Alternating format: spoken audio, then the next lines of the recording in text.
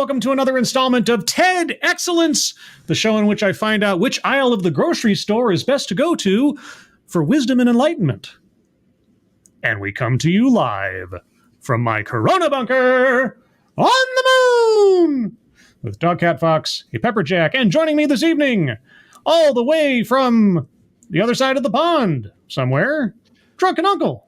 And I've made it all the way to the moon! Yay, to the moon! Which, as far as I know, England has never done. No. The only time I've ever seen England land on the moon is in sci-fi novels. Yeah, but we're both fans of sci-fi, so let's count that as canon. Yeah, why haven't you guys? Don't you have a space program? Do you even have a space program? No, I was busy working today, mate. Don't ask me. Okay, all right. Well, hello, everyone. Hope you're all having a good evening this evening. Welcome to the show. For those of you out there who have no idea who Drunken Uncle is or what he does, Drunkle, who are you and what do you do? Oh, good God, you sound like my mother. I'm right. Okay. No, this is your mother. Oh my God, it's not. It'd be like, oh, this is your mother.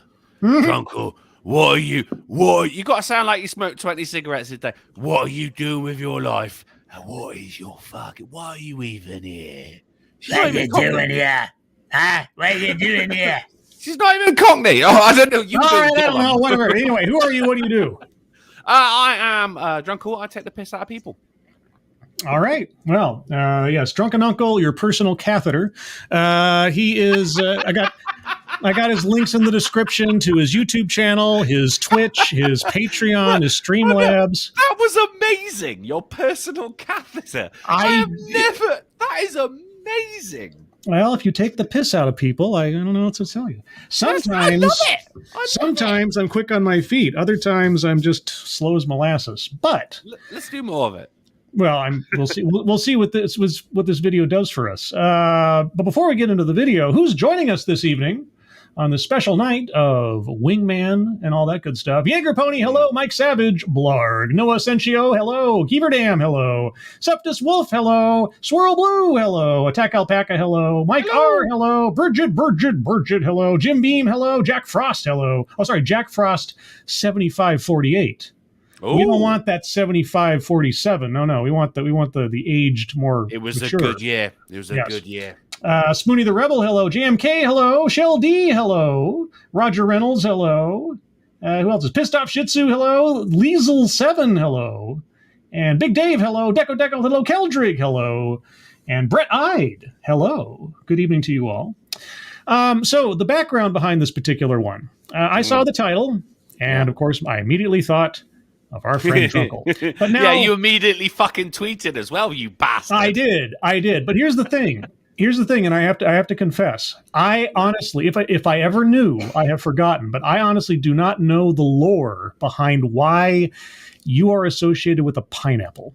Can you educate me on that? I mean, I don't want to because it's gonna revive everything. But yes, okay, fine. It's a good bit of lore. There was a video I did a long time ago.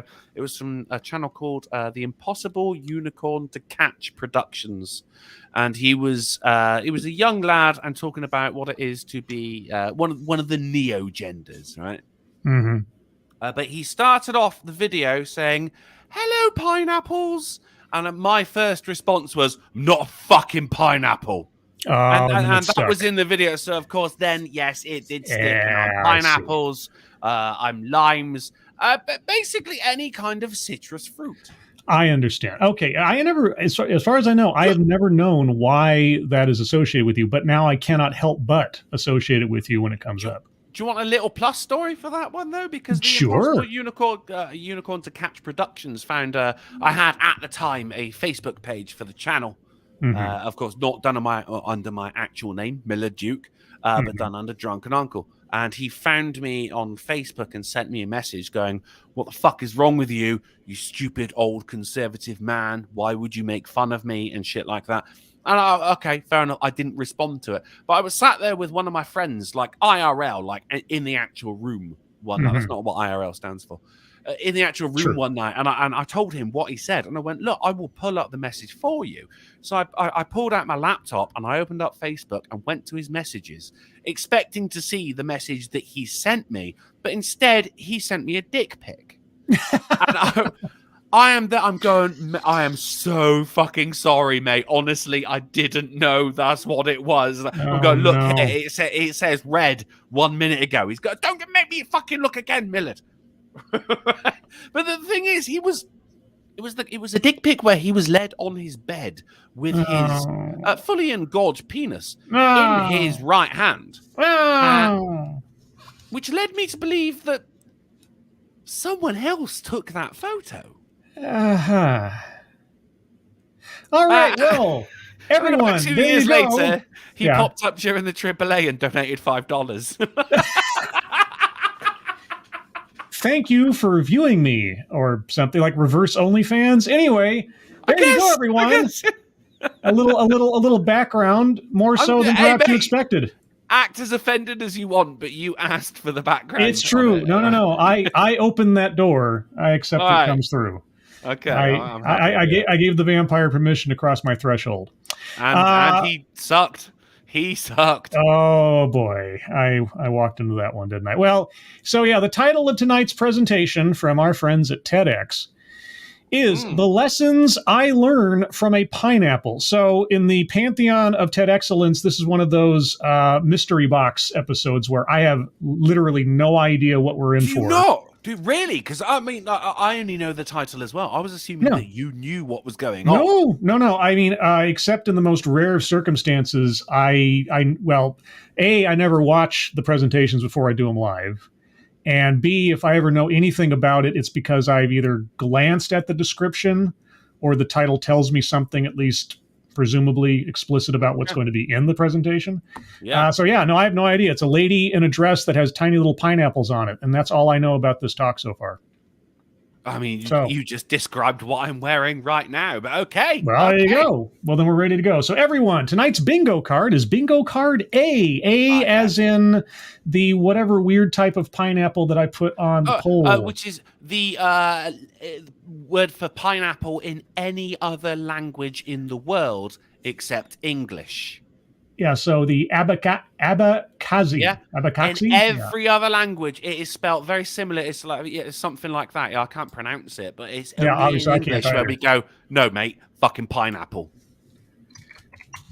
Okay, well, anyway, so there you go, guys. Bingo card A, links to the bingo cards are in the description. Also, if you would check out a couple other things. First and foremost, because I forgot to do it earlier, I'm going to pin the GoFundMes for our friends, Shady Grin, Angry Illinoisian, and his kitten to the top of the, whoops, no, that's not the one I wanted. Why did it do that? Oh, what's the fundraiser?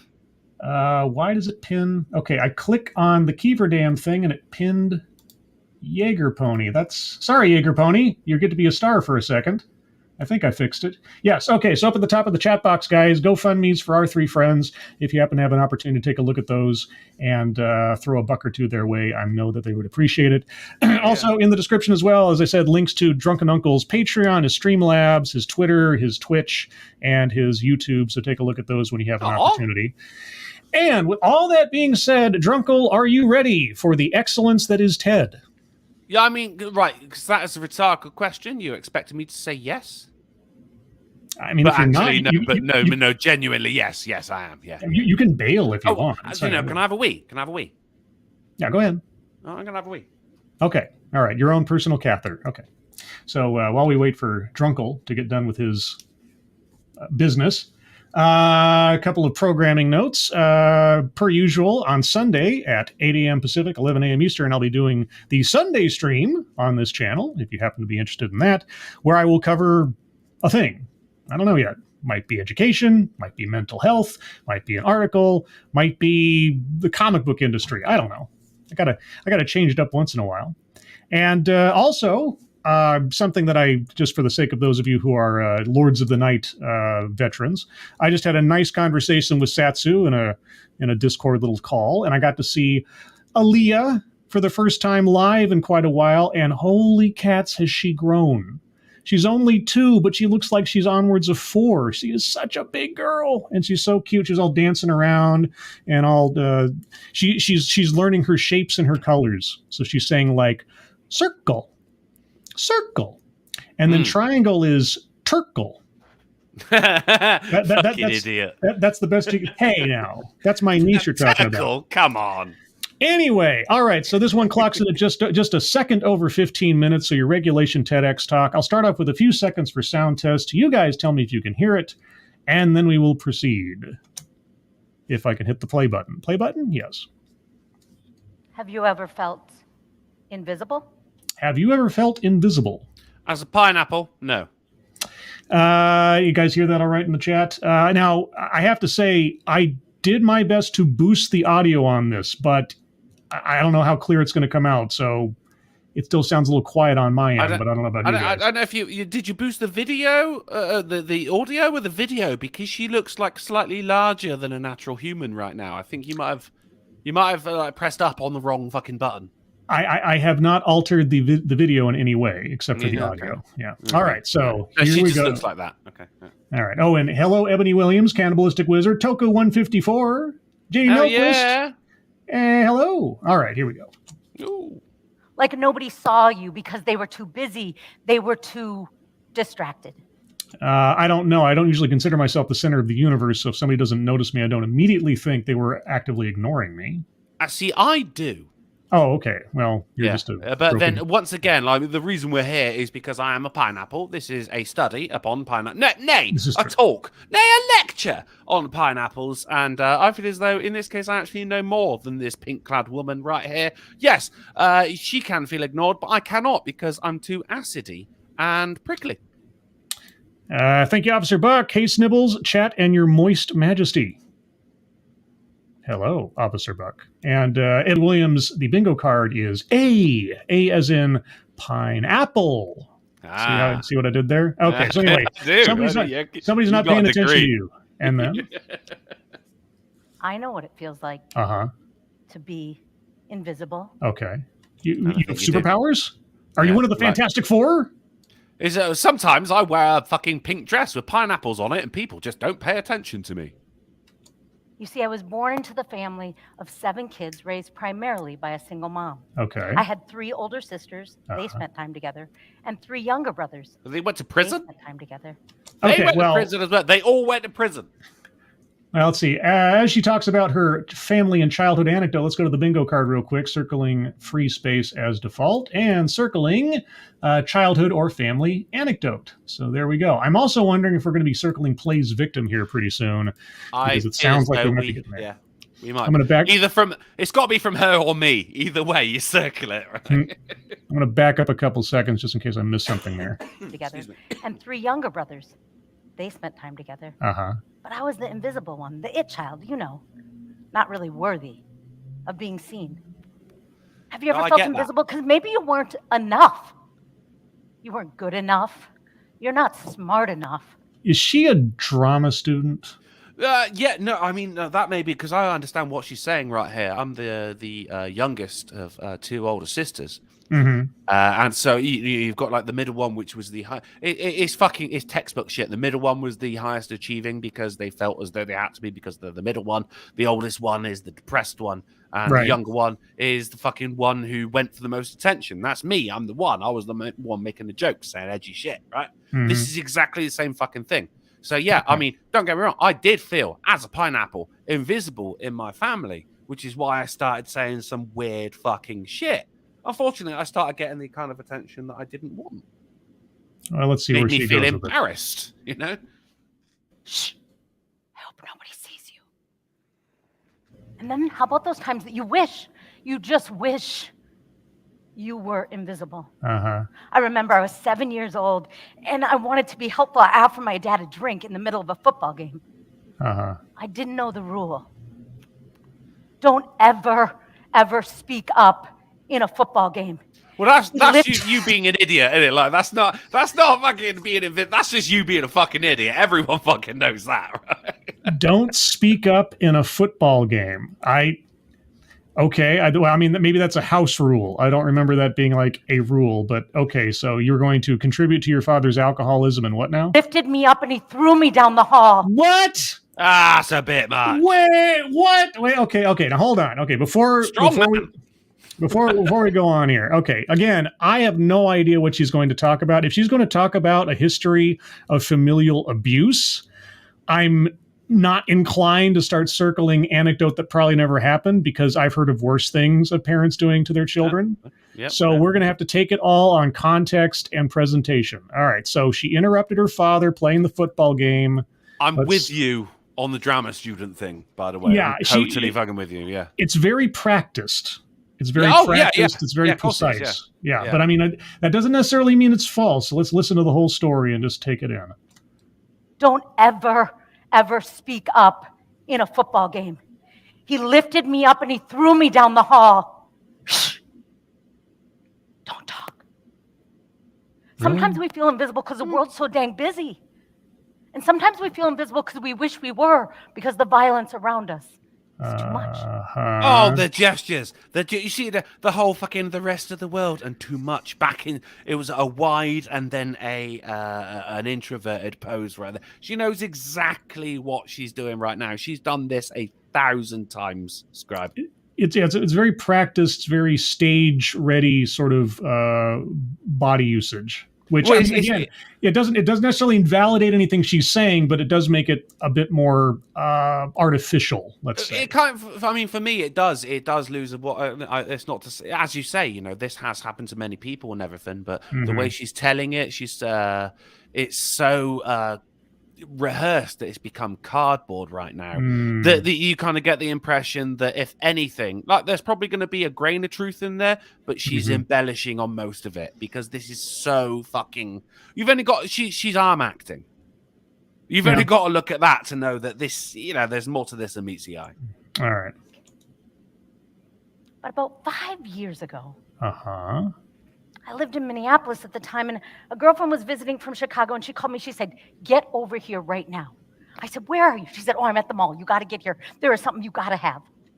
Wait. She's in Chicago. Okay, I don't know geography for the Midwest that well. So how far from Minneapolis is Chicago? And you have to get over here right now to a mall. I think it's about 16,000 giraffes. If we're using the modern measurement of distance. Oh, giraffes. Is a thing, right? If I fucking called you and just went, "Scribe, you need to get over here right now," what would the first thing you say? Would you say where, or would you say why? I don't know why it would be, but so much as like how. I mean, sort of site-to-site teleportation would be like, well, I mean, even if I had an inclination to want to be there, the question would be how. But okay, that's so fair. Let's see. Jamie Oquist in the chat says 5 or 6 hours drive. Okay, yeah, all right. So she's in Chicago, you're in Minneapolis. She says you have to get to a mall, and then. And back then, I always wore orange. Orange is the color of happiness. Is it? Is it? I mean, it's a. Now, orange it's a winter color, isn't it? Or is it a summer? I forget. Green is serene. I mean, blue to me kind of makes me happy, like a really rich royal blue, but I don't know. Royal blue. Yeah, I mean, generally blue is a sad color, isn't it? Green is a calming color. Red is angry. I mean, if I'm gonna say any color it means happiness, I'm gonna say yellow. Orange. Okay. Spring. Okay. Yeah. And I got to this store and there was a bright orange skirt. But wait. Okay. This is before camera phones. Yeah. You're in Minneapolis. This is 5 years ago. Okay, so you're in Minneapolis. Your friend is in Chicago. She's at a store. She sees a skirt you'd like because it's orange. And it's not like, hey, you should order this on Amazon. You have to drive 6 hours to. I'm not going to buy it for you and hold it or send it to you. No, you need to get here right now. Okay. All right. This might be the anecdote that probably never happened, but let's see. Orange skirt. But it had pineapples all over it. Uh-huh.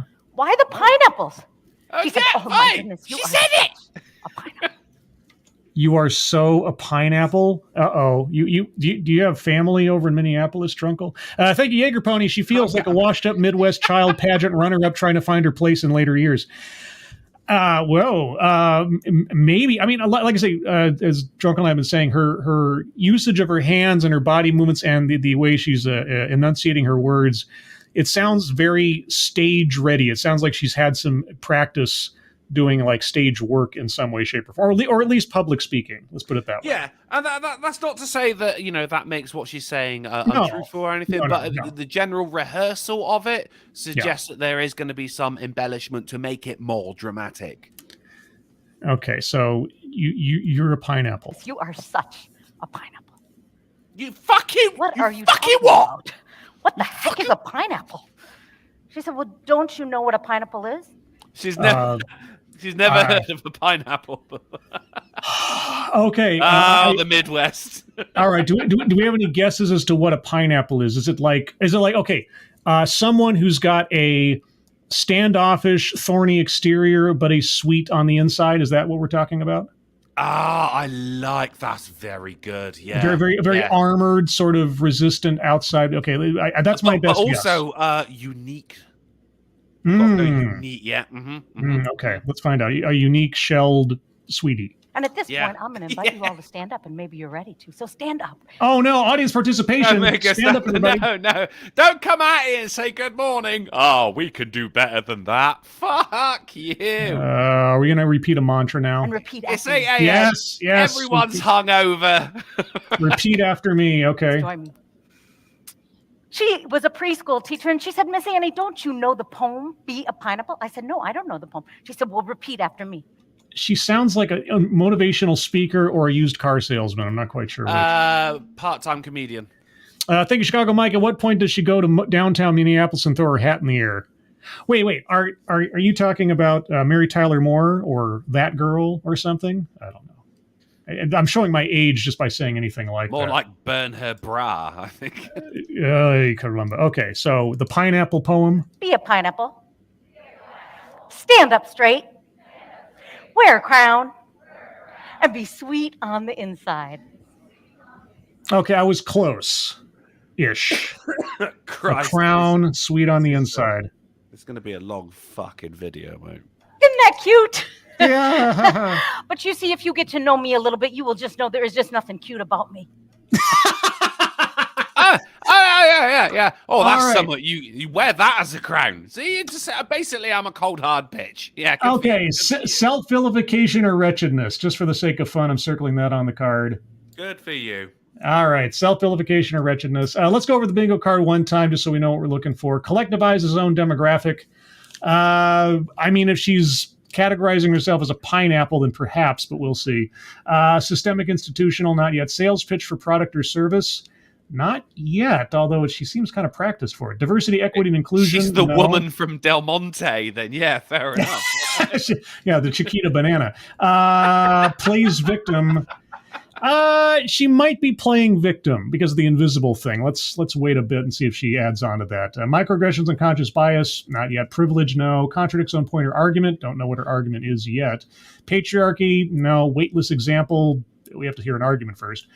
Wage gap, no. Feminism, no. Marginalization.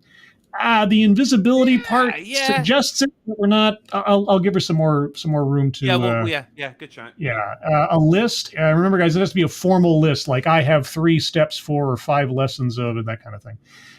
White supremacy, no. Word salad. Well, it might be a fruit salad soon. We'll find out.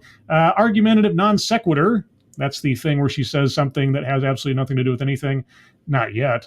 Attempt to coin new buzzword, buzz phrase. I've never heard the pineapple poem before. Always a good one, though. I love that square. Yeah, we'll see. Not entertaining. Mind reading assumes motives. We'll see. Benevolent condescension. We'll see. Anecdote that probably never happened. The only anecdote she's been so far is throwing down the hallway and, I guess, teleporting herself to Chicago. I guess. Yeah, I mean, she never said how she. Yeah. Did the friend just? Yeah, that doesn't make any sense. We'll give it some time. Leaves out vital context. Well, yeah, she doesn't explain the whole skirt thing and the Chicago. Yeah, we'll see. And thank you, Tyr Alexander, Prometheus Unchained. I am an onion. I make people cry. I have layers. Well, that's really deep. That's really deep. And you give flavor to everything you find yourself in hot water for. I do love onions. Yeah. All right. So anyway, I am a pineapple. This is my handle. This is my spout. Every time you say that. Oh, sorry. Okay. I am not about being cute. Well, A boat. I'll let that sit. Oh, and she's also got a pineapple necklace. I didn't notice that till just now.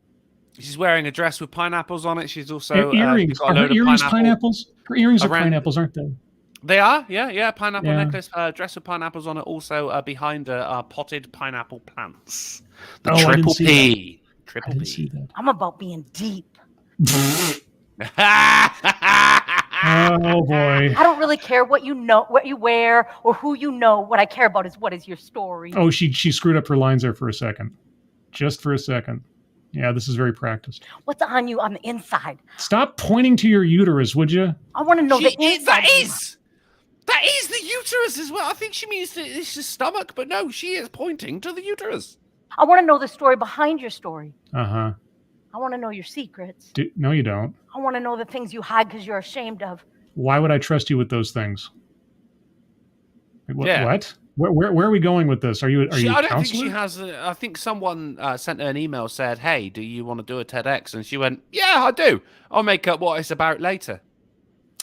You'd be surprised to know that that's basically how TEDx works. I want to love you anyway. And so I thought, well, that is a very cute poem. Be a pineapple. Uh-huh. But I'm not Triggered. a cute speaker. Uh-huh. There's got to be more to the pineapple poem. There's got to be more to the story than just the cuteness. So I asked myself, well, what the heck does a pineapple have to teach us? Maybe you're overthinking this. It's a fruit. Nothing. Okay. Nothing. Well, what does a pineapple have to teach us? I thought about it. Uh-huh. She thought about it, Scribe. She thought about it. Oh, well, what did you find in between the lines of a cookbook? Stand up straight. Yeah. Yeah. How simple Wear a is that? crown. How simple is it to stand up straight? I don't know. Are you a paraplegic? She no, she does Pilates. Oh. Okay. Yeah. Yeah. How hard? Stand up straight in a Uh-huh. world where I'm looking down at my phone because it's good to see you, but I just got to finish this one. Oh my God! Like, hi, but- She's doing Jordan Peterson via fruit. I'll take your word for it. She's going to be like, a pineapple doesn't have a messy room, Oh, okay. right? Oh, okay. Maybe this will be a buzzword buzz phrase. That could be interesting, though, couldn't it? Let's Like, see. if she Oh, goes there- that way, I'd love to hear it. For someone more exciting. Or maybe high, but I'm distracted by the 300 things I'm trying to do. Uh-huh. But what if I really looked up? Uh-huh. I started telling myself, Annie, if people think you're a pineapple, be a pineapple. No. People don't think you're a pineapple. Your one friend said a thing. Yeah, that doesn't... Like, if people call me a paedophile, I'm not going to go be a paedophile. On that note, Tira Designer, thank you so much. She wants to be my diary. Well, paper is expensive. Is it, though? Well, these days, probably. Inflation. Okay, so one friend tells you a thing, and you internalize it to the point of turning it into a personal philosophy. And then? What does it look like? What does it feel like? How can I show up differently in the world? Dear God, lady. And so I started Yeah. to stand up straight. Uh-huh. I started to walk by people and slow down and look them in the eye. Yeah, and they're like, just what the like hell a do you want? pineapple. Exactly. Just as Pineapples pineapples don't do. make eye contact, man. I started to call them by name if I knew their name. Well, wow, how impressive. Like, if you know someone's name, you call it. What? Just like a And one day- pineapple. I know. If I was going to look somebody in the eye, I'd think I was a potato. She's nailing it. I was in a bathroom at a hotel, and there was a woman by the mirror adjusting her wig. Uh-huh. She was scantily dressed, and being the humans that we are, it would be quick to judge her and decide what her profession was. Yeah, exactly. I was about to say, I don't know, stage actress? What? So immediately you thought prostitute. You see a lady adjusting her wig, and she's wearing scantily, and you think prostitute in a hotel. Okay. Well, then what happened? But the thing about me is, I don't care. No, you obviously do. No, pineapples don't care. I mean, why would you even mention that? Okay, you know what? Mind reading assumes motives. Most of us would think her profession. Well, I don't know that I'd assume her profession. That's up to you. Okay. But anyway, circling that one. Oh! I don't care if you're the CEO or the janitor. You I don't don't? think you're greater than or less than based on where you come from or what you have walked through, how much money you make or how little money you have. Wait, you're not going to say that you're colorblind, are you? Because I hear that that's a sign of racism. I hear that too. It's also a disability, which I'm sensing from this one. Oh. Raised in extreme poverty as the middle child of 7 raised by a single mom, I have learned that every person we meet has something to teach us. Yeah, like your mother taught you the lessons of contraception, maybe? And your friend taught you how to teleport from one state to another. Yeah, apparently so, yeah, for a pineapple skirt. Why aren't you wearing that pineapple skirt? Where's the orange skirt? Let's have some fucking evidence. If orange is the color of happiness, then what is the color of pink to you, and why are you wearing pink? And something for us to learn from them. Yes, okay. For us to teach them. Yes, okay. So I touched this woman, and I What? approached her. Whoa! Wait a second. Whoa! Whoa! So you see a lady in a bathroom, and she's adjusting her wig, and she's scantily clad. So you touched her. Where did you touch her? Did you ask about her prices first? What? You see, when I do that, Scribe, I'm not allowed within 20 yards of an elementary school. It's a grown woman in a bathroom. What? That's what I told the judge. Okay, well, moving on. Yeah. So I touched this woman, and I approached her. I asked, "What's your name?" She was startled, and she said, "Why are you talking to me?" Well, I think that'd be the second question to why are you touching me, but okay. I get that a lot too. I said, "I don't know. I don't know." Okay. I just wanted to say hi. You looked a little stressed. Well, I am stressed. I am stressed. What are you doing? What do you do here? I said, well, I am going to speak at a conference down the hall. She's stressed because of you, woman. So our speaker is a professional speaker, or at least does this regularly. Okay. Well, that makes Which is why her name is so well known, Scribe. Yes, exactly. And she said, well, I don't know why you're talking to me. I said, I don't either, but it's okay. Why are you being kind? Okay, anecdote that probably never happened. People don't talk like that. Okay. I don't believe that happened the way that she's saying it. Maybe she did run into somebody like that. That's not how people talk. Dude, if you do that in England, that is the story of how you got a black eye. Yeah. It's one of the questions that breaks my heart today, every day. Every day it breaks your heart? You hear that every day? Why are you so kind? Boy, is that like a humble brag? Everybody asks me why I'm so kind. She's not even touching her heart. It's what actually breaks my boobs. That's what she touched then when she said heart. She meant it breaks my boobs. Do you know where the heart is actually located, Drunkle? It's not behind the boobs. John Cena says, "Are you sure about that?" Look, no, it's behind one of the boobs. Oh, okay. All right. Not both. Okay. People are surprised by kindness. It's not something we expect. It's something we're surprised by. She said, well, you speak on a stage. I make my money on a stage, too. Is she a burlesque dancer then, maybe? Or maybe a stripper? Burlesque is a very posh word. Well, I was trying to be polite. Thank you, Keeverdam. Proof that orange means happiness. Dog Cat Fox. Yes.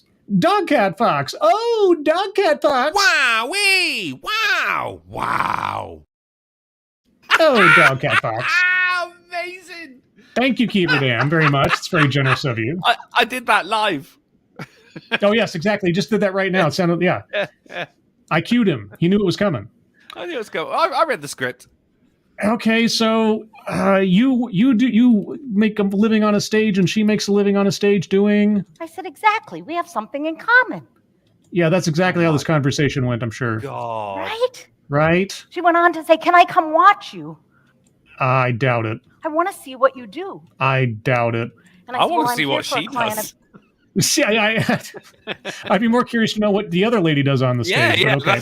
Tell the story about her, for fuck's sake. I want to see what you do. And I said, well, I'm here for a client. I've got to ask. But if they say yes, I'm more than happy to have you join me. Okay. I was speaking to It sounds like she's gaming for a threesome more than anything. That day about impact, about the power of our words to impact another person's life. Oh, well, how convenient. How just coincidental. That okay.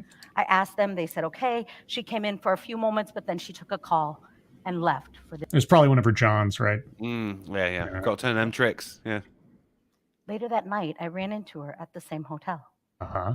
They had given me some gift cards. It was an area I didn't live, and I wanted to pass them on and give them to her. She got paid in gift cards.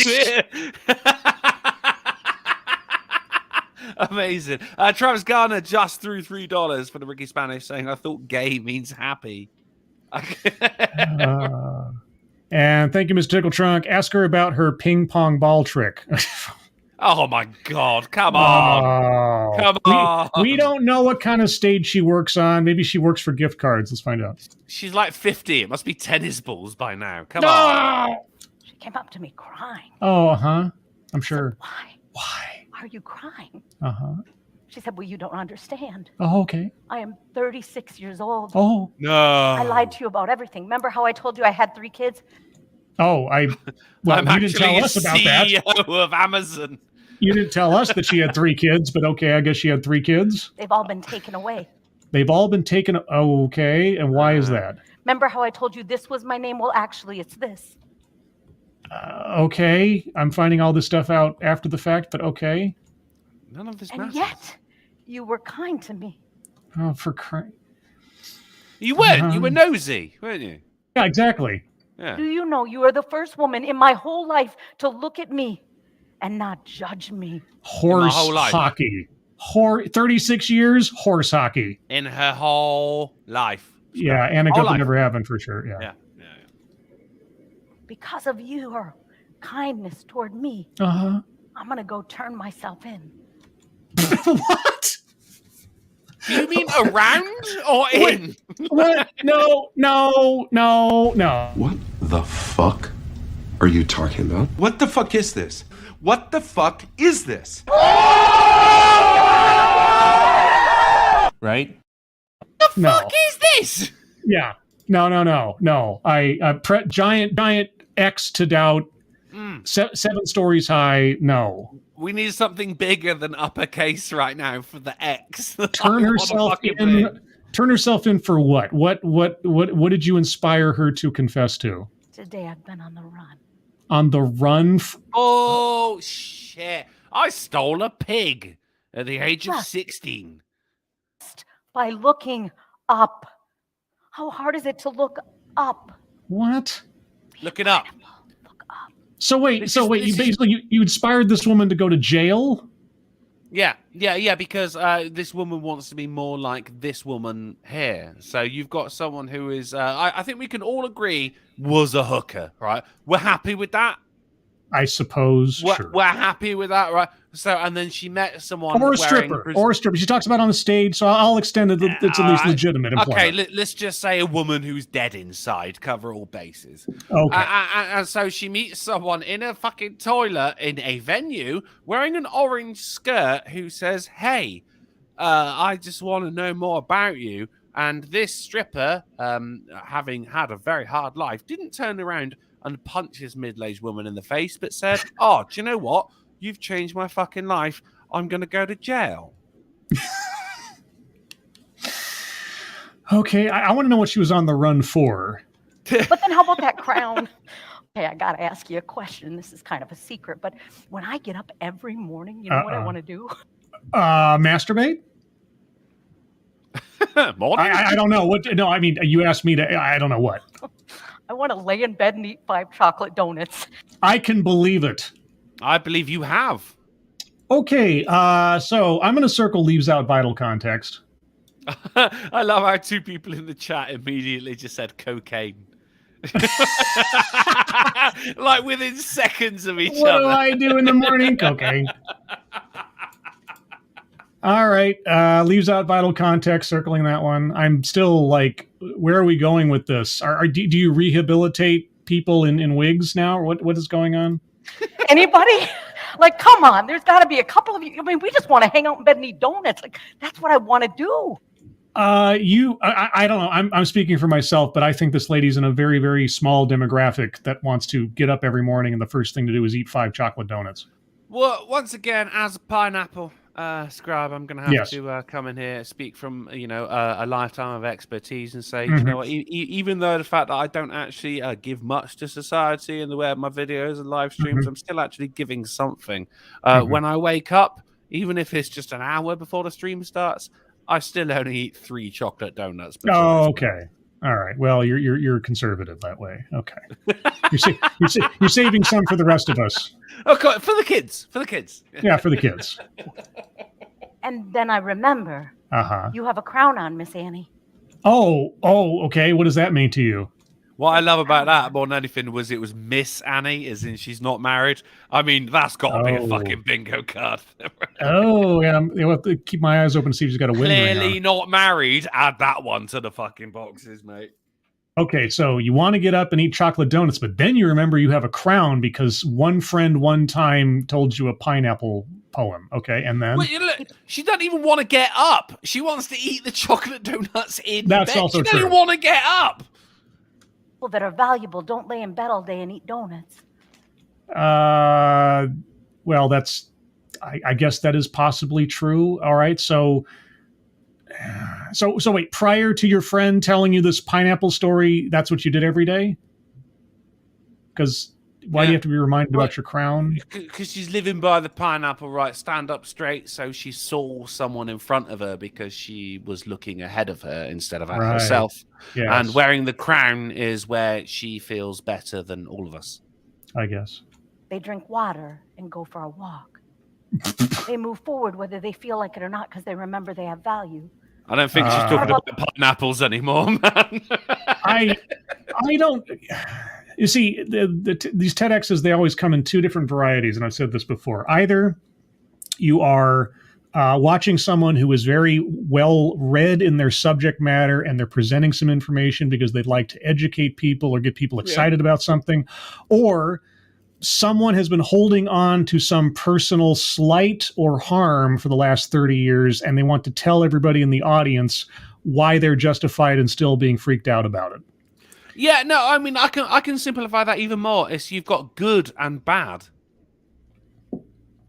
You know, one of them wants to share fucking expertise. That's a good one. The other one wants to make everyone scared. That's a bad one. Well, but here's the thing. It's either expertise of a legitimate nature or they've decided to make themselves an expert at what they want everybody to feel sorry for them over. That's the other part. Yeah. That's the other part. Okay, but anyway, I'm not even sure where we're at yet because I don't know where we're going and we're halfway through this sucker so far. Then I thought about the crown. I thought, well, gosh, if I'm wearing a crown, guess what? You guys are all wearing crowns too. Well, that doesn't make it very special then, does it? That's not how crowns work. Yeah. You fucking idiot. That is the opposite of how crowns work. In that case, if everyone else is wearing a crown, the one person who's not wearing a crown would be considered fucking special. Fucking idiot. Okay. Well, all right. Well, I will take part in your psychosis for a second. Okay. So if everybody has a crown just like you, what does that mean to you? And then it reminds me to value you. Oh, you did. So prior to the pineapple poem, you didn't value other people. I'll tell you what, mate, my mistake. I know I went off on a rant just then, but clearly I was wrong. Everyone wearing a crown means you learn how to value everyone else. Because that's my bad. That's my bad. Of course, that's what it means. I'm circling benevolent condescension there. It's like, I need to value you. Because everyone who's ever wore a crown always values the people beneath them, don't they? I mean, history's taught us that. Oh, Jesus Christ. It reminds me to look at you and see that you are worth more than you even know. Oh, well, because you know me so well. Oh, thank you so much. Your insight into my value is very important to me. I think I circled that at exactly the right time. I mean, there's literally an X to doubt on the screen with her right now. You know? Hell yeah. Me that if I stand up straight and wear my crown, that I can look you in the eye and see your crown. Okay, you know what? I might be jumping the gun slightly here, but given the fact that we are on this weird pineapple mantra philosophy, whatever, I'm going to circle attempt to coin new buzzword, buzz phrase. I agree. And as I agree. As a consequence of that... Ooh, that's a bingo. Right? Yeah! We have our first bingo. Where was your crown? What? In that photo, you weren't wearing a crown. How do I know that you're looking at me as a person if you're not wearing a crown?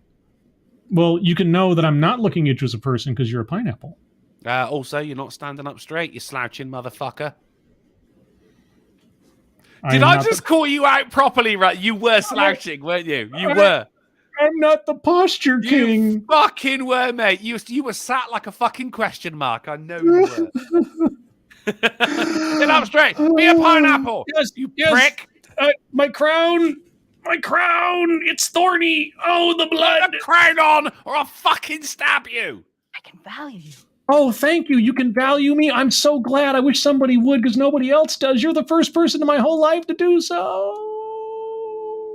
And once I was speaking at a conference, I was doing a pre-conference for 3 hours, and I talked a lot about self-care and about value and about mental illness and mental health. I can believe it. All of which she is an expert in, clearly. Right? 3 generations of people in my family to addiction and mental illness.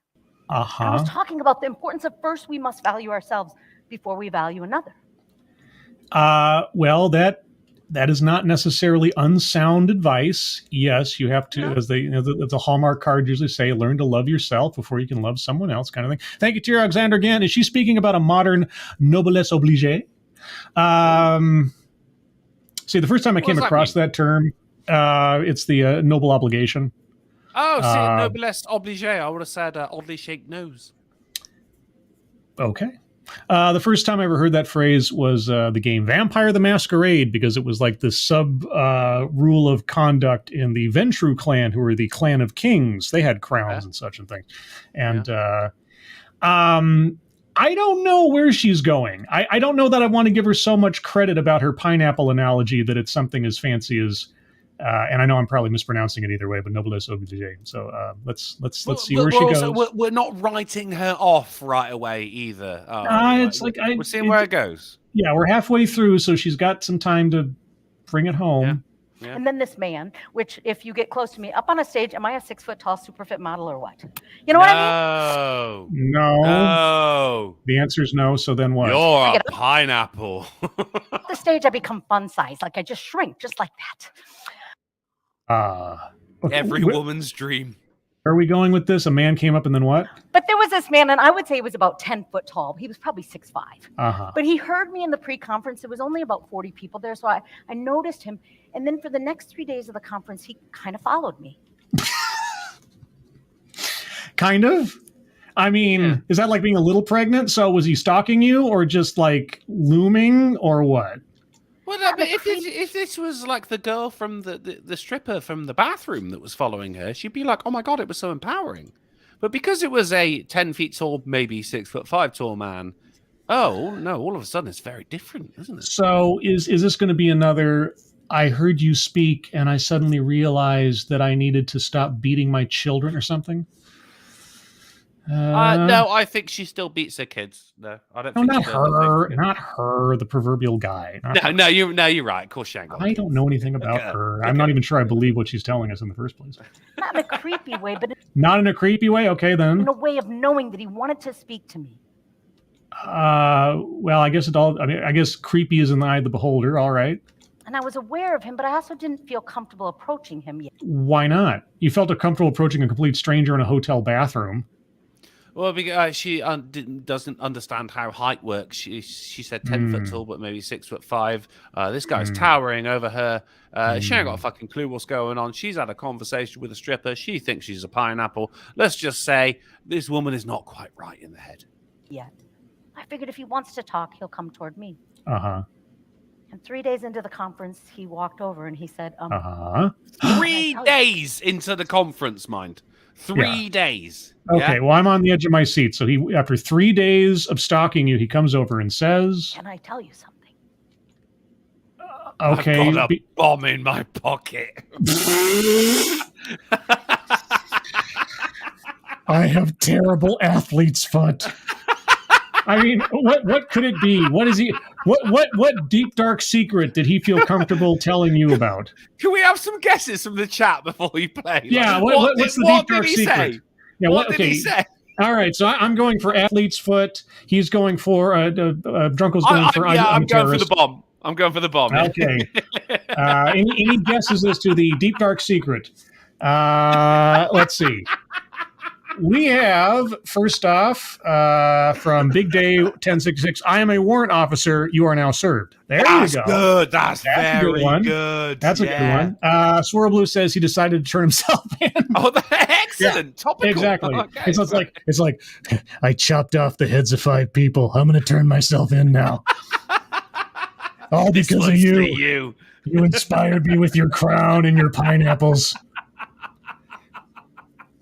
Bastard B says she's built like a hobbit. Well, she doesn't have any hair on her feet, so I can't really tell for sure. It's a darker side of Scribe that none of us knew existed. Tyr Alexander says, I'm going to say I have a foot fetish. Yeah, okay, that's possible. Septus Wolf says he is a pedo. Oh boy. Oh boy. Spittlebuggies, I live in a dirt cave. I live in a van down by the river. Okay, all right. So we have confessions. Crabs? Yeah, we have confessions. Oh no, he says I get up every morning and eat 5 chocolate donuts.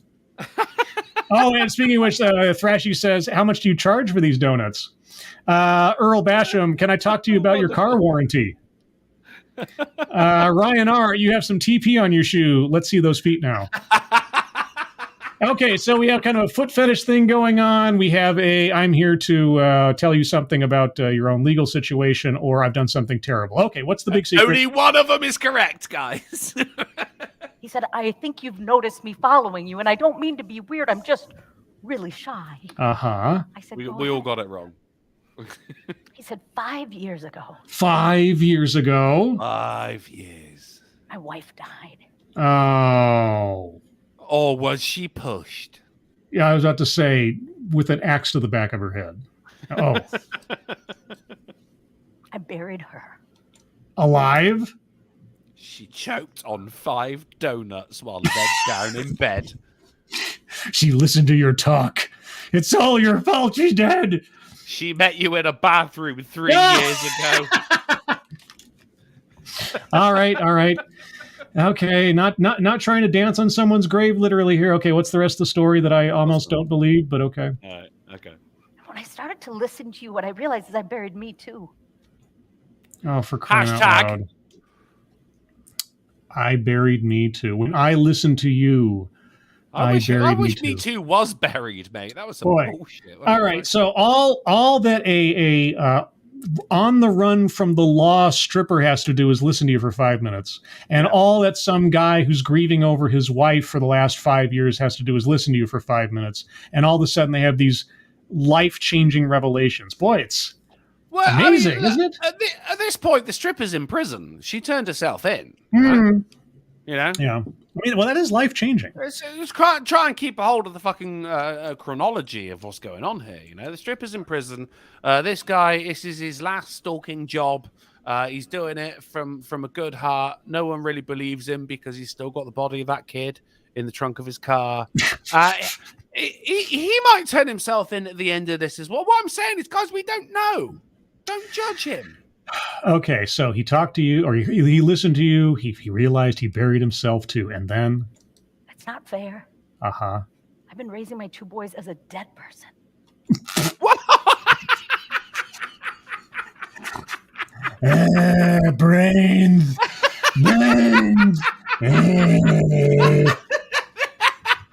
Scribe, that is all you can say to that. I've been raising my 2 boys as a dead person, okay? And I don't want to do that anymore. Boy, I tell you what, you know what? Since I can only interact with this lady on a video, her aura must be amazing for these strangers to just have such completely life-altering mindsets around her. I mean, okay. And then what? I want to value myself. I want to come back to life. I want to remember that I have a crown on, but so do my boys, and they deserve for me to be alive. Wait. So was your pre-conference talk the pineapple poem again? Otherwise, how would you know to reference a crown? Is this your only shtick? The pineapple thing? Did I lose Drunkle? Drunkle, are you there? If you're talking, we can't hear you. Maybe you laughed yourself to death. Maybe you turned yourself in. I don't know. Drunko, are you out there? No, sorry. That last one, I had to go wee. That actually made me laugh so much, I had to go wee. Okay. Well, I'm sorry. I should have muted or something. I'll go back a second because you need to hear this last part. No, I still heard it. Oh, okay. All right. Yeah. So apparently he realized he had a crown. Crown of the dead man or something. Okay. And then? Even if they lost their mom, the last thing I should do is make them lose their dad. What? It took you... Wait. So over the course of 5 years, it didn't occur to you that maybe you need to be there for your children, that they're grieving too? It only now occurred to you after you talked to Pineapple Lady? Well, she also just said, like, it doesn't mean they should have to lose their dad. So to me, it seems as though for the past 5 years, she's been contemplating murdering her husband. And is now choosing not to. No. He's talking about himself. Well, the husband is talking about himself? Yes, yeah. He the dad of the guy whose wife died. Right, yeah. Yeah, the guy whose wife died is saying that he's not been there for his 2 boys for 5 years because he's been dead. Yeah. Okay, and then his zombie children. Yeah. His children of a lesser zombie. Yes. Make them lose their dad, too. Yes. And because of your message, I just want you to know, I'm going to do it. Oh, your message. And the message was, be a pineapple. Yeah, well, be a pineapple. I'm going to come back to life. Oh, like a pineapple. I totally believe you. I totally believe that this happened. I really do. Gosh, it sounds... So, yeah. I mean, so far, this has just been her, basically masturbating on stage. Yeah, well, I mean, that's... Yeah, TEDx's are, like I said, they're either something actually worthwhile or there's somebody sort of playing out their own psychosis on a red circle. That's kind of how it goes. And I'm getting close to circling sales pitch for product or service because she's basically selling her philosophy as some kind of life cure-all. So I guarantee she's got a book out. Oh yeah. Yes. Or her speaking services yes. or something. Yeah. What if you wear your crown every morning and then you look around and you see other people's crown? What if you value yourself enough that no matter what comes out of your mouth, people see you be kind to yourself? It's called hallucinating, dickhead. I see crowns everywhere on everyone's head. Everyone has a crown. Like the fucking Just like Sixth me. Sense. I see crowns on people all the time. If I see the crown, I know I can value them. If they don't have a crown, I know they must go away forever. And you help bring somebody back to life. Oh, because I resurrect people too. My blood does it. By just showing them they're valuable. Oh, yes, because only you can show people how valuable they are with their crowns. I would love that. If I could go to my grandfather who died fucking 2 years ago and let him know on his deathbed that he was valuable, I'm sure he would fucking come back to life. Cheers for that, pineapple lady. Great fucking advice. Jesus. Will you be a fucking pineapple Christ. person? Will I be a pineapple person? That sounds even more ridiculous, but okay. Me. With you? No, it sounds like a cult. How about that whole thing about being sweet on the inside? Are we cannibals now too? Like, what are we doing? I mean, like you say, I hate pineapple person as much as you do, but it's better than pineapples who menstruate, you know? Oh, You know what I mean? What about that? I don't want to know if you're sweet on the inside because I'm not that kind of person. We all know you're not. I'm pretty sour. Do you bathe? I don't know. Anyway. You know, when we are sweet on the inside, what happens is what comes out of our mouth. Bleh. Oh, I don't know. What does come out of our mouth if we're sweet on the inside? Saccharin? If we're going to have one night together, I'm more worried about what's going in your mouth. what comes out of our mouth? Tooth decay? I don't know. It's kindness, encouragement, love, support. Uh-huh. And you know what? One of the most dangerous... Diabetes. The what now? Diabetes.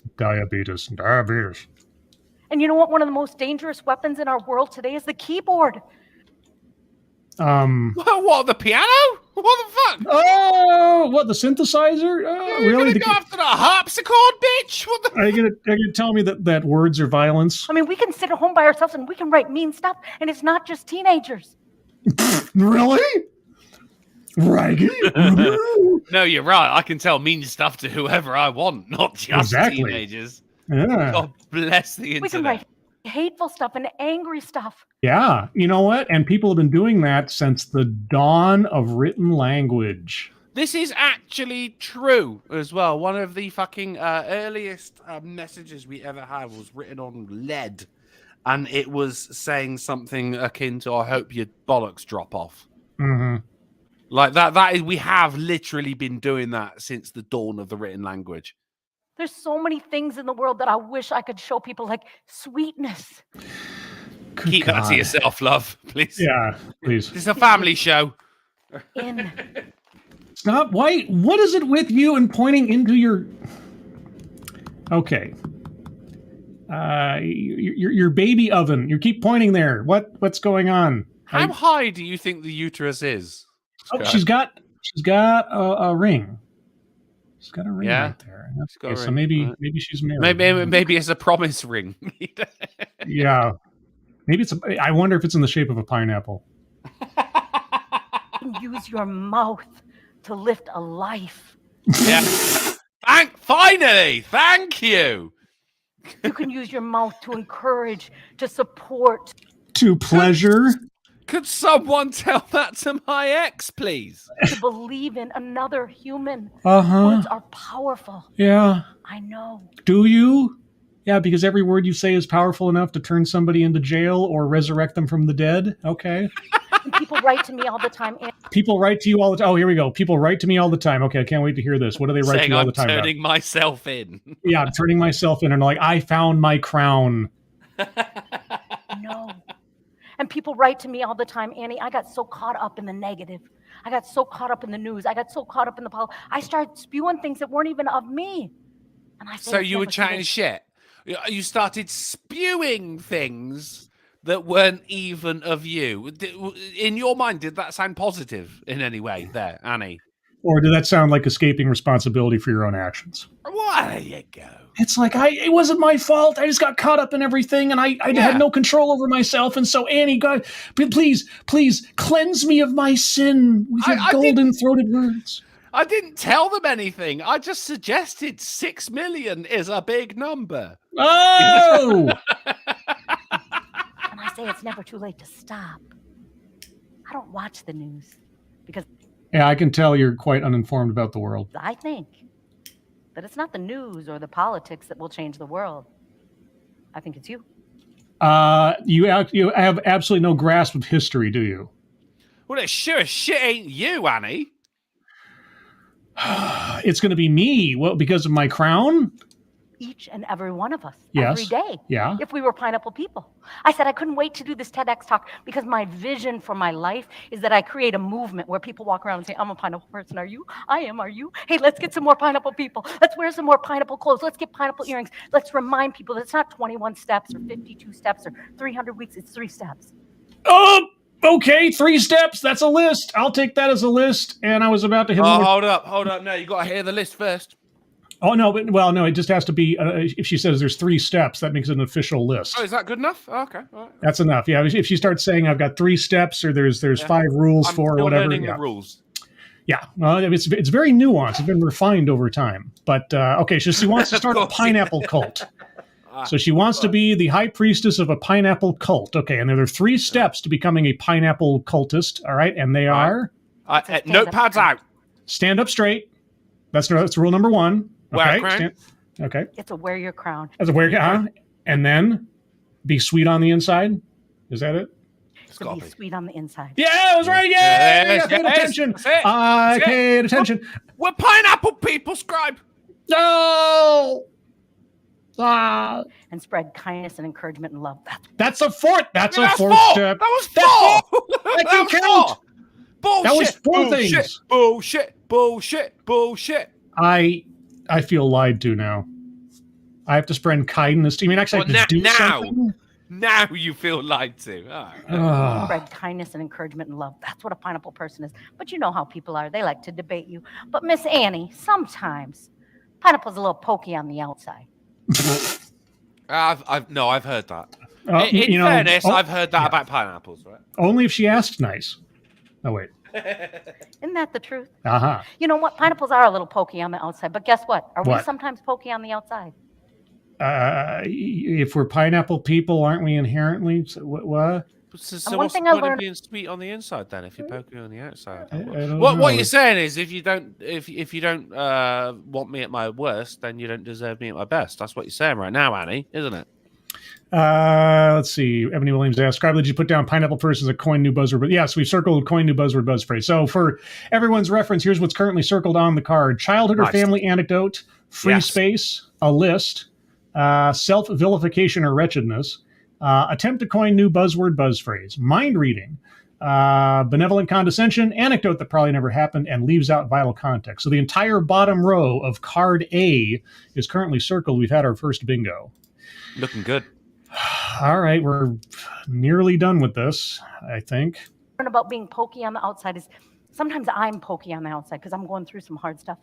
Like, are you going to share with us your deep secrets so we can, be crowns with you or something? I'm trying to get this down. I also am aware that sometimes other people are pokey on the outside. Uh-huh. But what I remember is, you know Yeah. what? What? They're pokey today. Yeah. They're hurting. They're afraid. They're insecure. They have a story, Annie.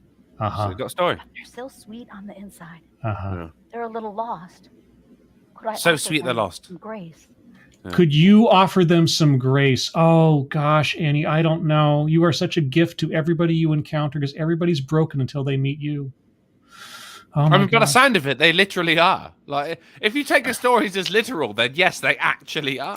I mean, She is okay, the great healer of our generation. To at least extend the possibility, benefit of the doubt here, it is not impossible that someone with a particular attitude and a particular outlook can attract a certain opposite number type person to them on a regular basis. I have seen this happen in real life, so it's not impossible that someone seeing her being so welcoming and cheery and everything, she just happens to, like a bug lamp, attract, the moths and so That's on. not what she's saying, though. She's acting like she's some kind of tropic Jesus.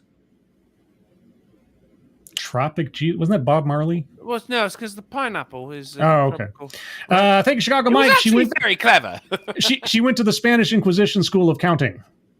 Okay, yes, yes. We have the elements of surprise. We have three strategies, and then there are four strategies. Yeah, okay. I forget exactly. Because how it no went. one expected us to count. I think Exactly. I was told there'd be no math. Right. Okay, all right. So yes, you could bring people grace because you're not sounding more like a cult as the time goes on. Some kindness. Yes. Some encouragement. Yes. Could I be Some the sweetness fruit. that they need until they figure out how to be sweet? Yo, sweetness. Yo, my weakness. Oh, sorry. I couldn't help myself there for a second. That's cool. Yeah, all right. You see, sometimes people say to me, Annie, I don't really get why you are so sweet and so happy. Because you're manic. Oh, Do sorry. they ever say, Annie, are you okay? Yeah. Are you okay, Annie? You've been hit by, you've been struck by a pineapple. I tell you what, no, I fucking actually looking at the chat. Actually, a fucking evil one said that long before me. I didn't read it until just a second ago. Oh, nice. So, Yes. high five, motherfucker. High five. Isn't it Eddie, are you okay, though? Isn't that the line? Eddie, are you okay? It's not Eddie. What was he singing about? Eddie Murphy. No, I thought it was like, is the lyric actually Annie? Because for whatever reason, I always thought it was like Eddie, like Michael Jackson it was a story about like a gangster or something. And like Eddie, like the guy who was now shot. I don't know. Like, Now I don't know either. Yeah. Okay. Is it Annie? Okay, everyone says it's Annie. Okay, Annie. Huh, all right. You had a hard life. You had a hard upbringing. What makes you want to be kind to people? I don't know, Annie. Why don't you tell us? The What makes prospect you of want to be money, kind? I guess. That, Yeah, or maybe I'll extend the benefit of the doubt here that you've had enough darkness in your life that you'd rather be a ray of light. Is that it? Is that it, Annie? Let me tell you something. Oh, tell me something, please, Annie. Tell me something. Tell me something. Tell me true. It is so much more fun Uh-huh. to be kind, to be good, to spread good rumors. Did you hear the good news about that person? I disagree. It's actually so much more fun to be cruel and say horrible things about people because then you get to see it fucking sow itself and spread. It's actually way much more fun to be a cunt than it is a nice person. Annie, you're wrong. Annie, I at least abstractly have to ask, Annie, have you ever in your entire life ever experienced Schadenfreude? Because if you have, you might have some idea that being good and sweet and happy all the time doesn't necessarily mean it's all and that's all the fun there is. Maybe you need to get on the internet some more. Did I tell you, right? To interject the negative and the hardship in life with something beautiful and positive. Not unrealistic, though I have been noted to be, but just sweet. Yeah, unrealistic, it's true. Fuck. Okay, all right. Be nice to people. That is your message. Try to be more nice to people. Okay, well, yeah. I can't disagree with the sentiment. It's the packaging of this whole thing that has got me going, what? So I agree. The whole pineapple thing was some kind of fucking lean into it. Like she honestly just wants to do a TED talk, thinking, "Hey, I can just fucking if I do this fucking wildly analogous thing to citrus fruits, then maybe I'll get some more jobs speaking to people." And she said it as well in this chat as well. Oh, I do a lot of jobs speaking to other people. No one believes that. Even though there's a big red X on this fucking screen right now, no one fucking believes that. What she's doing right here is going, I just be nice. Like no one has ever been fucking told that before. Well, here's the other possibility. I kind of alluded to this earlier. Is this one giant demonstration of her trying to convince herself? I think it's a job interview on her part. T. Alexander wants to educate us because I didn't know this. It was Annie. The premise of the song was the singer was investigating a murder scene or a crime scene, and the potential victim was named Annie. Okay. Because you've been hit by a smooth criminal. Okay, because I always thought it was I thought it was Eddie, and Eddie was like the gangster who was being assassinated. I thought that was the story behind it. So that obviously I'm off. So that's just the premise of the song is you go like fucking Michael Jackson releases a song going, Annie, are you okay? And then all of a sudden someone sends him a tweet saying, yeah, I'm okay. And the police are like, we got her. Like what? Why? Why are you calling this person out? Right, Michael, you got some fucking questions to answer, mate. As soon as I get down there, I'm fucking talking to you. It is curious thought suddenly that like what would the world be like if Michael Jackson were on Twitter? What would he say? It wouldn't be Michael Jackson on Twitter though. That's the thing. Like the guy was so famous, he was so fucking far removed from actual, day-to-day life. He would have 100 people sending tweets before he could even get close to that account. All right. And I believe in you. I don't believe in myself. I still believe in you. Okay. Bit of self-deprecation. Okay, yeah. We already did self-deprecation. The audience, you bring them in, you know. Yeah. Okay, when you were 18, what now? When I was 18 years old, I had the privilege of being... Privilege on the board! Privilege on the board. All right. Into it, Annie. There you go, Annie. Into it. All right, you had the privilege? When I was 18 years old, I had the privilege of being invited as a guest on the Oprah Winfrey Show. Oprah! Okay.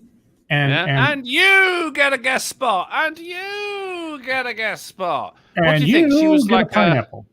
Some kind of fucking... I was invited on to the Oprah Winfrey Show because I was abused as a child. Let's see. And when I was on that show, it was for runaway youth. Yes! Oh, good job. Yes! Were you a runaway? That's a W for Drunken right there. I'll take that. Were you a runaway train, never looking back, wrong way on a one-way track? Let me tell you, I was never runaway. But by the time I was 18, I had moved 83 times. Wait, what? You're on an Oprah episode. You're on Oprah's show about runaway children, and you were never a runaway? Wait, what? Did I mishear that? Well, it's because that guy who met her at the fucking talk she was doing had been stalking her for that long.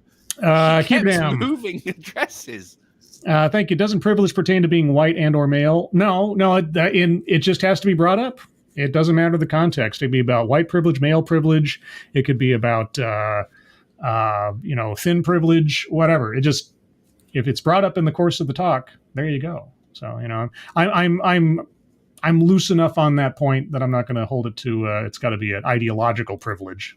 You see, Scribe is the documenter. He's not actually allowed to get involved. Yes. That'd be weird if I was somehow involved with the TEDx I was covering. I would prefer it. But by the time I was 18, I had moved 83 times. Okay. But something happened to me not on the show. The show was rather painful, if I'm honest with you. Why? Yeah, After it the was for show- all of us. Don't worry. Why was it what? Oprah Winfrey shared with me and the 2 other girls her Uh-huh. past experience. Wait. Okay, so wait, you're on. I'm sorry. I got to go back. I got to rewind a little bit because you're on a show about runaway children, but you yourself were not a runaway. Not unrealistic, though I have been noted to be. Okay, But let's. just sweet and kind. Yes, and I yes. believe in you. I don't believe in Yes. myself. I still believe in you. Okay, get on. When I was 18 years old, I had the privilege of being invited as a guest on the Oprah Winfrey Show. When you were 18 years old, you were on the show. Okay. Yeah. And when I was on that show, it was for runaway youth. Let me tell you, I was never runaway. Oh. You were never runaway. Oh, Then so what you were were you just doing youth. on- Okay, so why were you there? Why were you By there? the time I was 18, I had moved 83 times. Okay, You're more of a- moving, you're- it's a moving away youth, isn't it? It's not a runaway youth. That's- moving away from different places. Okay. Is she going to explain this? Probably not. But something happened to me not on the show. The show was rather painful, if I'm honest with you. But after the show, Oprah Winfrey shared with me and the 2 other girls her Uh-huh. past experience. Uh-huh. Her She's experience black. of people saying, give up. Uh-huh. You are a woman and you are a woman of color. Calm down. Uh-huh. Quit trying to be more and do more. Uh-huh. Including her father saying it. Uh-huh. And her uncle's own What? hurt of her Huh. life. You've What? got the word hurt. But you know what she said? Don't believe them. Gee, I can't imagine that Oprah Winfrey could be living proof that those things didn't stop her. I'm loving this impression of a black woman, by the way. Oh. No, she's like, and she said to me, "Don't believe that now." Again, this is so fucking rehearsed. She's even doing the black woman bits. To look in my eyes. And she said, Annie, you can be anything. You can do anything. Don't make the past define your future. You can't be an NBA superstar. She could. You think Defense. Annie could be an NBA superstar? Defense. Oh. Look forward, not back. Uh-huh. Don't let people tell you what you're less than, which I have been told I am learning disabled, learning different. I've been asked if I was illiterate, if I'd ever amount to anything, if I was a ragamuffin, but guess what? I will amount to something. A pineapple. Okay, Annie, I don't know if you know this, but everybody gets put down in life in one way, shape, or form. Everybody's been teased, everybody's been minimized, everybody's been mistreated, everybody's been undervalued. Everybody. Okay, it happens to everyone. Now, I'm not to diminish or to dismiss your own experiences, but I hate to tell you this. Yeah. Just like a pineapple, Yeah. you're not unique. There's a lot of them out there. Even pineapples get squashed all the time. That's how we get Yeah, pineapple and- juice. Yeah, and encouraging platitudes, they're great. They're great. They're great for Hallmark cards, and people can internalize them and push forward, and it's great. It's great to hear those things.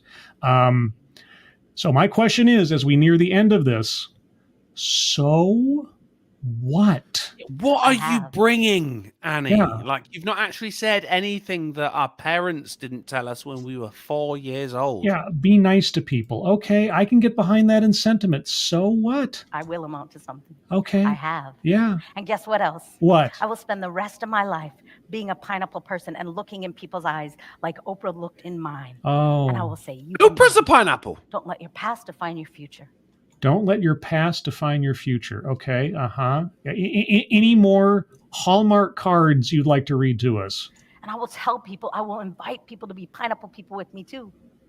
I hope that you will be a pineapple person. I wear pink today for 2 reasons. One, You're a girl? Oh, Wait. That'd I be mean, that- that's one. Okay. Why not orange? Why I thought orange was the color of happiness, but okay. Why? Okay. So what? Why did you wear pink? Why did you specifically wear pink? Okay. pink is the friendliest color if you did not know that. Oh. So pink is the color of friendliness and orange is the color of happiness. Oh, okay. There was actually a time when pink was the most masculine color. And That's blue also true. Was the effeminate color. Blue That's being true. akin to the Virgin Mary, and pink being a milder version of red, which meant rage, anger. Yes. So if anything, she's being a very masculine pineapple now. Pineapples with dicks. Sounds a little bit. Hashtag pineapples with dicks. Okay, good. Moving on. You're your own French tickler. Moving on.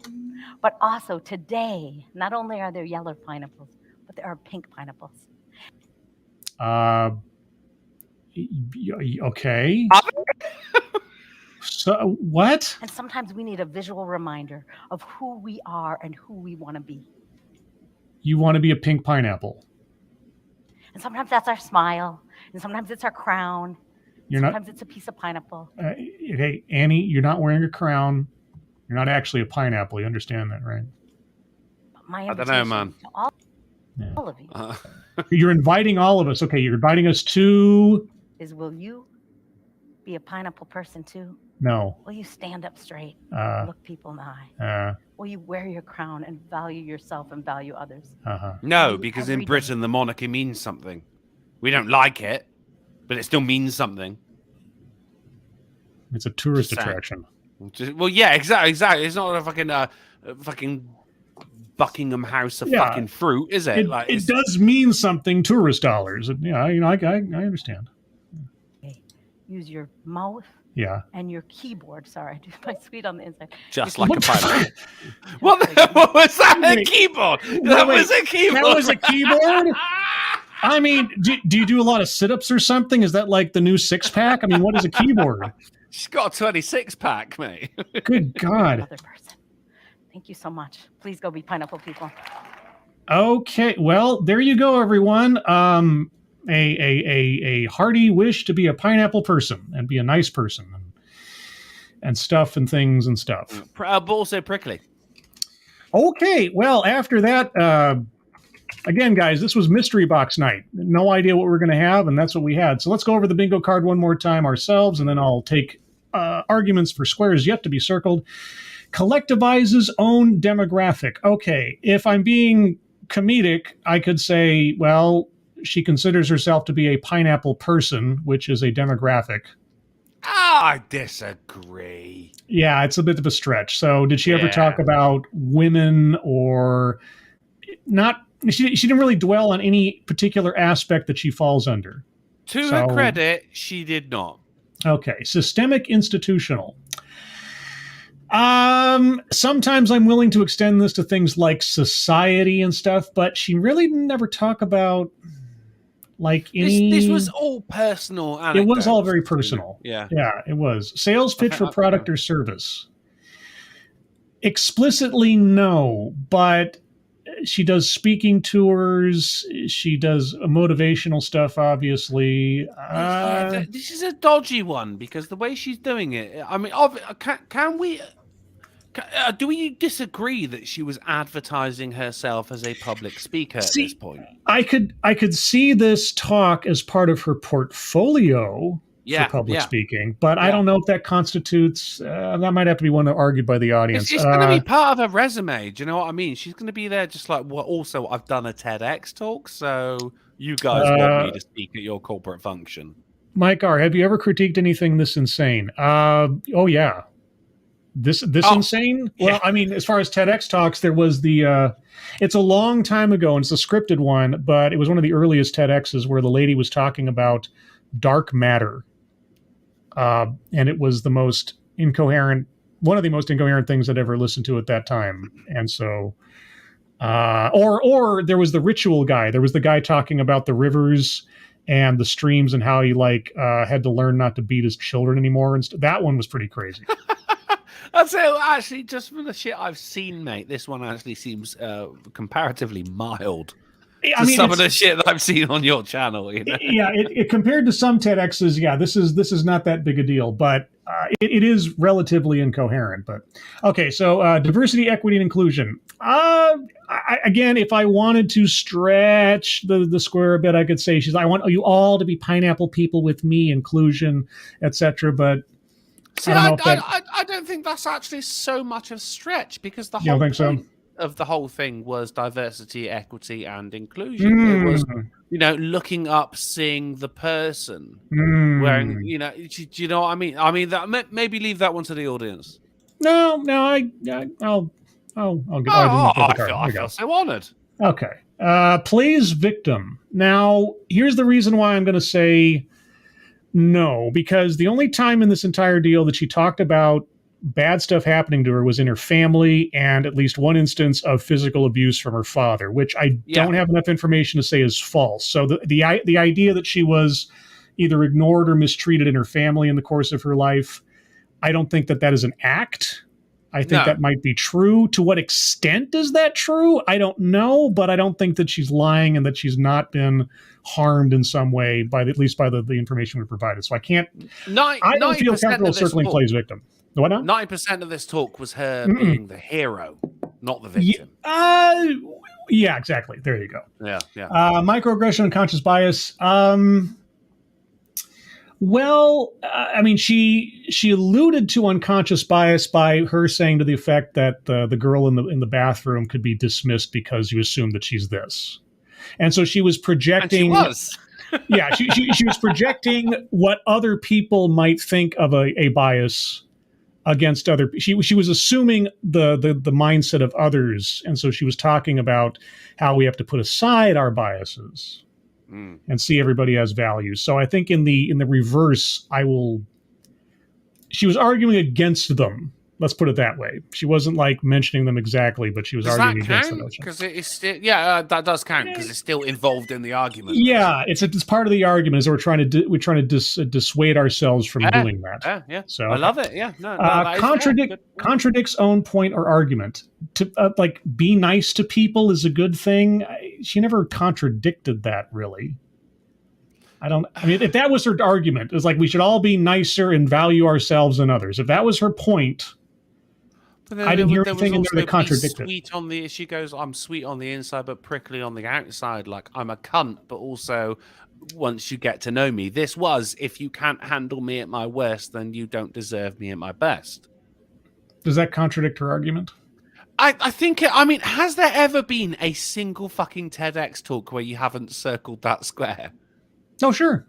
Has there really? Oh yeah, no. I mean, you can have a TEDx where somebody goes 12 minutes talking absolute nonsense that's completely germane to their argument. Okay, and never contradict it. Yeah. I'll go with you on that one then. Yeah, fair enough. I'm willing to take arguments later. Let's see, patriarchy.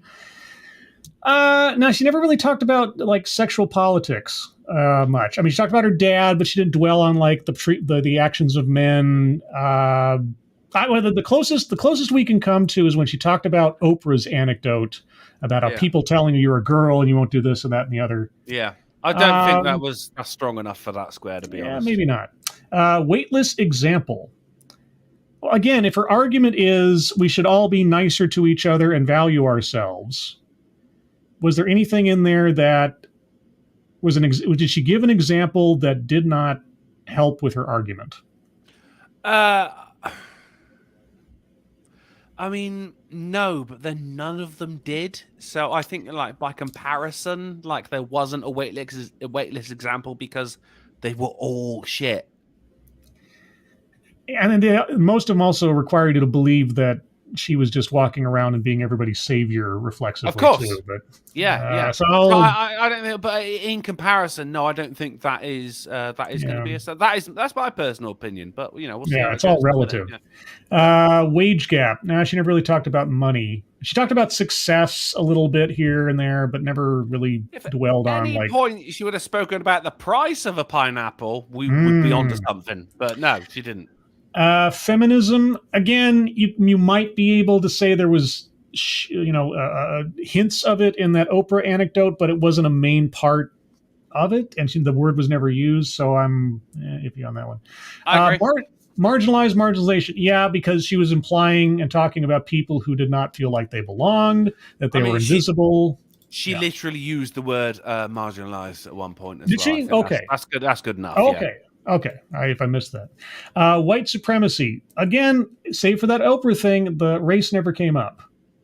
So I don't know if that's enough to equate to the concept of white supremacy, because she never really word salad. Oh yeah, I'm sorry. I mean, in various points in here, just like she just went off into the pineapple land, and I didn't know what the hell was going on. It was a fruit salad. Yes, that too. And lastly, argumentative non sequitur. That is something she brings up once as though it's important to the course of her presentation. Is there any chance you could circle that 5 million times? Yeah, I mean, be nice to people. And I went on an Oprah show about runaways, and then I'm not a runaway. And like, what? And I'm from Missouri. Yeah, or Minnesota, or whatever. Yeah. Like, don't get me wrong. I mean, a lot of those are argumentative, but they're also absolutely they have nothing to do with the fucking plot of the story. And it was a story that she was telling right there. Yeah, you know? and I mean, the Oprah thing altogether really was out of place because it was years and years and years before this pineapple thing came to her. And if you're just trying to talk about like self-confidence and believing in yourself and everything, well, why bring up the Oprah thing that had nothing anyway? She brought up the Oprah thing. She was name dropping so she could get fucking mentioned for other gigs giving talks. This whole thing was an advert, man. So are you saying it was a sales pitch for a product or service? I am. Well, then, Drunkle, I'm afraid that it is the case. Give me a bingo, Vasily. One bingo only, please. Right? Yeah! Vindication! We have our second bingo, 2 bingos, double bingo. And now, everyone, we turn it over to you. If you have arguments for squares yet to be circled, please put them in the chat now. Be sure to tag me in your comments so I can see them more clearly. And if you are going for a square that is the bingo square, it has to be a really good argument. Because I don't, for those things, the bar is relatively high. So I'll give you a couple minutes here. Won't go too much longer because it's crack of midnight and 3 a.m. or whatever, and Drunkle's land, he needs to get to bed at some point. It's 3:30 a.m. But I'll tell you what, okay. mate, I love it when you invite me onto these things. I always have an absolutely cracking time, mate. Thank you. Well, I appreciate you coming on and taking the time. If you want to, go to bed, I'll take the rest solo for the rest. But either way, I'll be all right. I feel as though you're telling me to fuck off now, but no, I'll be okay. No, I'm concerned for your sleep cycle. Okay. So yeah, guys, any arguments for squares to be circled? Give it a couple minutes here. If nothing, then we will wrap it up. Lexi Mads, fun fact: pineapple contains bromelain. This is an enzyme that breaks down protein. Therefore, if you're a pineapple, you're basically trying to feast upon other people mentally, physically. Are you calling Annie a pineapple vampire? That's a fucking pineapples are metal as fuck. Because as fucking Alexi just said, when you eat pineapples, they eat you right back. Jaeger Pony collectivizes his own demographic, pineapple people, and why you should be one. Somehow you made a worse argument than Annie right there. No, but does that qualify for the square? Oh, okay. Hold on. Let me. Pineapple people and why you should be one. I mean, she's essentially created her own demographic. That's the problem here, isn't it? Yeah, that she has done that. I mean, that's the same as saying like anyone who uses these neo pronouns. I think we could all agree that no, that is not a demographic. Okay, but our universe for this card is the talk we are presented with. Yeah, but then it's. I mean. Look, demographic suggests that there is a separation, right? There's a definitive element. Be pineapple people is basically saying just act in a certain way, not be certain people. Well, here's the okay, but on the other side, would you say that that being a Catholic is a demographic? It's a subset of it. It's a religious demographic.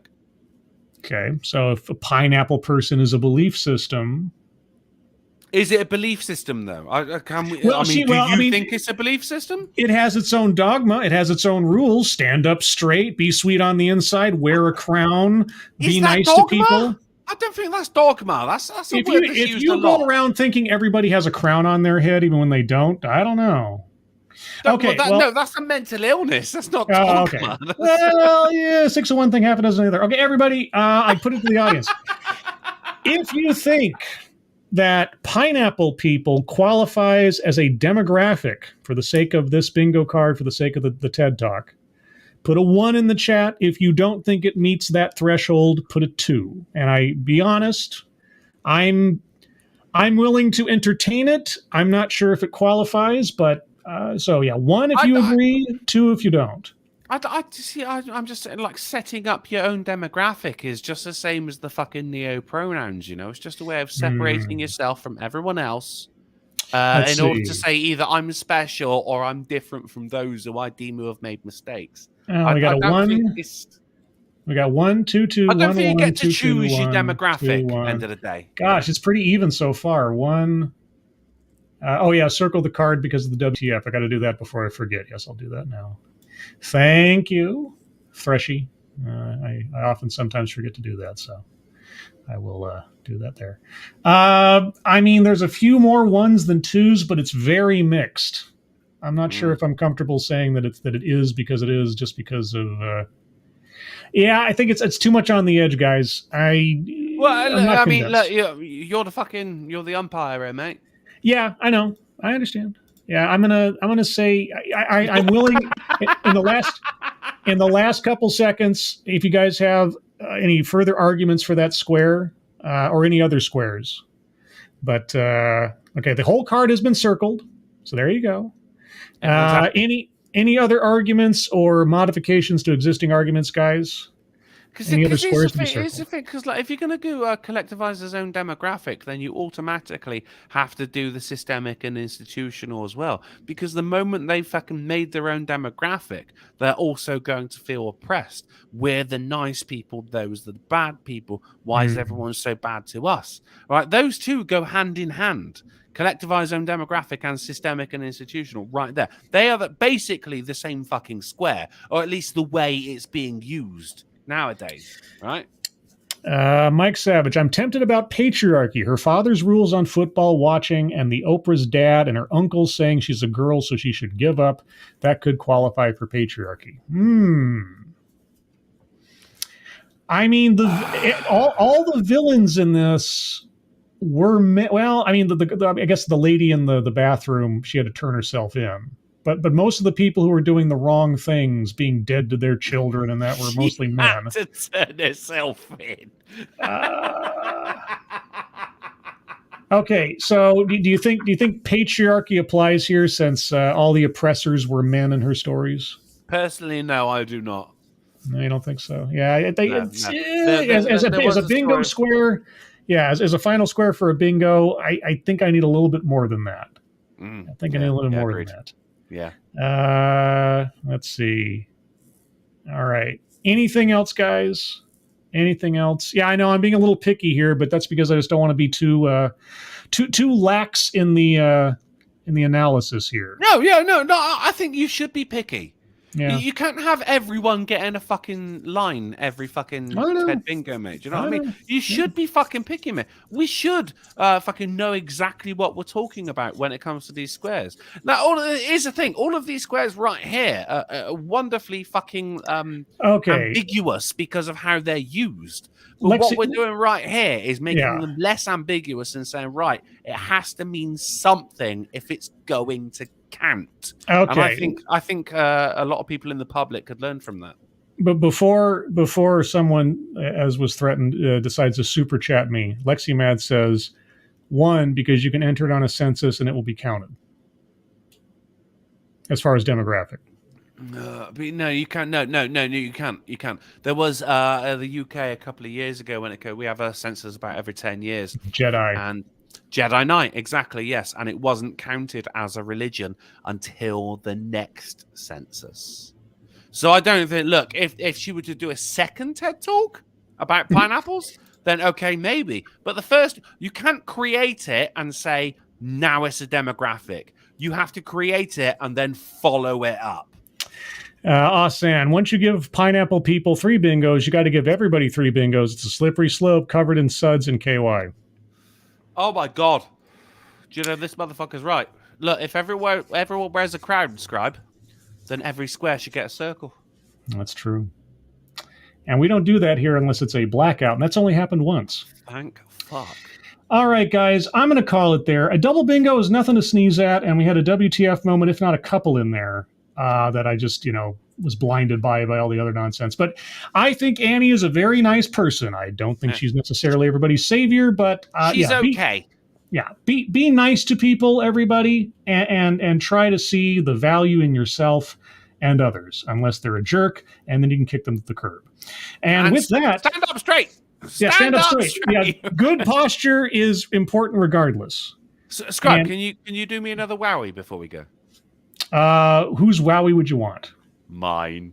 Your own? All right. Wowie! Wow! There you go. Everybody, thank you guys for joining us this evening. Appreciate you guys always. Drunkle, thank you so much for taking the time to come on with me and find out about how we can learn from pineapples. Dude, I always no matter what we're learning about, mate, I just fucking love hanging around with you. You're one of the smartest guys I know. Oh, you just saying that to give me a crown. Everybody. I was just going to say that, you wanker. I know. Moderators, thank you for keeping an eye on things, even though everyone here is so well behaved. You have very little to do. Everybody who donated either to myself or to the GoFundMe's pinned at the top of the chat box, thank you so much for your generosity. Drunkle, where can people find you next? We're actually going to be back tomorrow on the Sinatra Screams channel because he's got a guideline strike on his regular channel at 10:30 p.m. GMT, 5:30 p.m. AST, 4:30 Central, and 5:30 a.m. on Christmas Island for the Triple A meeting. Guys, it's a great laugh. If you're not watching it, then maybe you've got a life, but I fucking sure as shit haven't. Well, there you go. And so check out Sinatra Screams. Look that up on YouTube. Also, be sure to check out the links in the description to I was about to say Pineapple's Twitch. It's on the mind. It's on the mind. To Drunken Uncle's YouTube channel, Twitch channel, Patreon, Streamlabs, and Twitter. Be sure to check that out and subscribe there if you haven't already. Again, everyone, thank you so much for joining us. Drunkle, thank you for joining me as well. You can find me next again, as I said, on Sunday at 8 a.m. 8 a.m. and 11 p.m. No, my brain is fried, guys. I apologize. 8 a.m. Pacific, 11 a.m. Eastern for the Sunday stream, when hopefully I'll be awake and not filled with pineapples in my head. I think the crown is digging into my brain. Everyone, have a good rest of your evening. Hope you have a good rest of your week. And I hope you're all safe and well. If you're not well, please get well soon. And we'll see you on the next one. Take care. Stand up straight.